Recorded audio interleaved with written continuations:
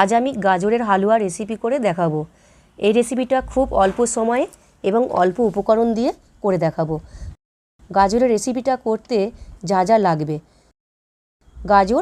গাজর গ্রেটেড করা, mother dairy দুধ, চিনি, কাজু কিশমিশ, কিছুটা গুঁড়ো দুধ, ঘি এবং এলাচ।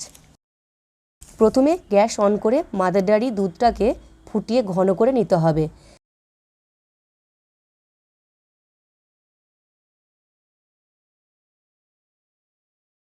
এবার গুঁড়ো দুধটাকে সামান্য একটু গরম দুধ দিয়ে গুলে নিলাম। কড়াতে অল্প ঘি দিয়ে কাজু ও কিশমিশটাকে সামান্য একটু ভেজে নিতে হবে। কড়ার ওই ঘিতে দুটো এলাচ ফাটিয়ে দিলাম। এবার গাজরটাকে দিয়ে ভালো করে একটু ভেজে নিতে হবে।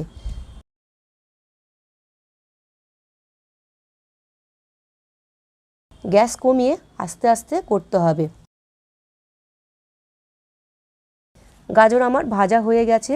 গাজরের মধ্যে ফোটানো গরম দুধটা দিয়ে দিলাম।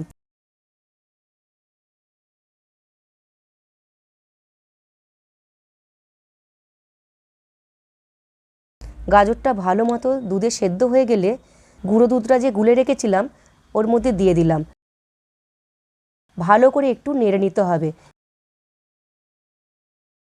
এবার যেরকম মিষ্টি খাবেন সেই মতো চিনি দেবেন। চিনি দিয়ে আরও একটু নাড়তে হবে। কড়াতে ঢাকনা চাপা দিয়ে কিছুক্ষণের জন্য রাখলাম। এই রেসিপিটা গ্যাস কমিয়ে ধীরে ধীরে করতে হবে।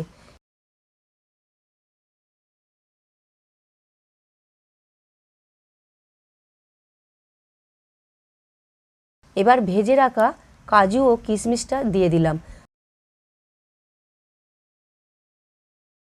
ব্যাস, আমার রেডি গাজরের হালুয়া। আমার এই রেসিপিটা যদি ভালো লাগে তাহলে অবশ্যই লাইক করবেন এবং অনেক অনেক শেয়ার করবেন।